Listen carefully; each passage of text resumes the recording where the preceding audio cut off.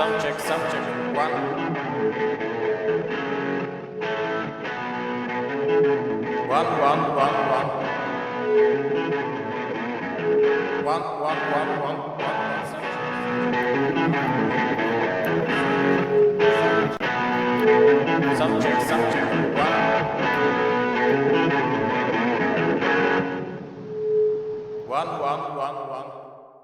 Welcome, classic rock fans, to a classic gig review. Haven't done these for a long time.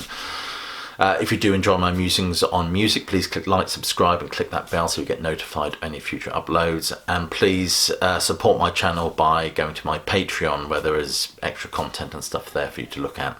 Anyway, the gig I want to talk about occurred at the Newcastle City Hall on the 12th of October, I believe, 1995. I saw a lot of gigs at the Newcastle City Hall, some great memories there. Bands like Jethro Tull, Yes, Deep Purple, quite a few in fact. But this one, for some reason, I think it sticks in my memory because I was badgered to go by somebody who quite liked this band at the time, and the tickets were quite cheap, so I thought, why not? But I must admit, I was intrigued really by the sound of this band. That sort of dueling guitar sound that they had. Very much reminiscent of the Allman Brothers, or certainly not as skilled as the Allman Brothers, but nevertheless it had a very specific sound. That guitar sounded like, had a very Celtic vibe to it, like bagpipes ringing out. Of course they had what I would call a very original sound, which is quite rare these days, certainly as rare as a roll of Andrex double quilted. Of course we all remember Big Country, of course, because they had that song Fields of Fire, I think, which was a big one for them. Did quite well. And their first album, The Crossing, I think was quite well received, as well as the follow-up album, Steel Town, which was about 1984, I believe. So I was encouraged to go along to this gig, which was one of those, have you ever been to a gig that's really taken you by surprise? And what was interesting about this is that they had that dueling guitar sound, and it felt like somebody forcing screwdrivers into your ears. It was a really good concert. I mean, and Stuart Adamson was just absolutely fantastic frontman. I thought he really gave his all to the audience. Of course, in those days I used to like to hang around at the stage door. I used to like to try and get something signed by whoever I was seeing. I'm far too long in the tooth for that sort of thing these days.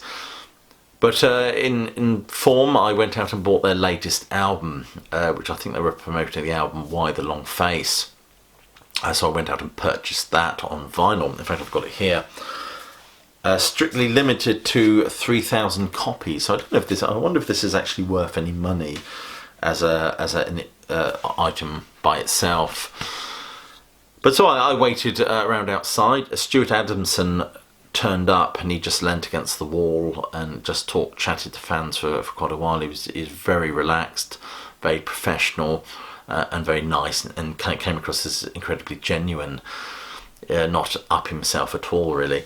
And he kindly signed my record. I mean, if you see there, that is to Barry Stuart Adamson.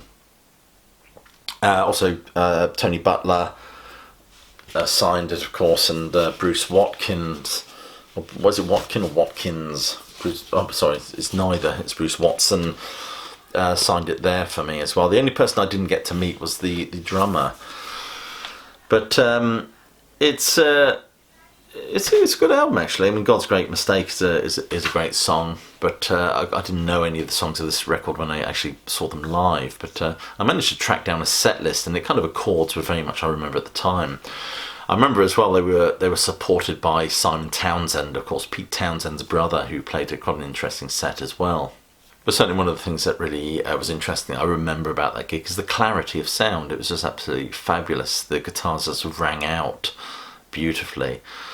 And in terms of the set list, I mean, obviously I found this online. I'm not sure how reliable it is, but some of the songs I specifically remember them doing: God's Great Mistake, You Dreamer, Look Away, Sail Into Nothing, Thunder and Lightning, I'm Not Ashamed, Post-Nuclear Talking Blues, Peace in Our Time, Wonderland, Alone, Chance, and of course finishing with Fields of Fire. Anyway, thank you for allowing me to take this little stroll down Amnesia Lane, which was prompted by me finding that album on my shelf after all these years. Anyway, click like, subscribe, check out the Facebook page. Do check out my Patreon for extra content and ways to support this channel. But more importantly, please do keep listening.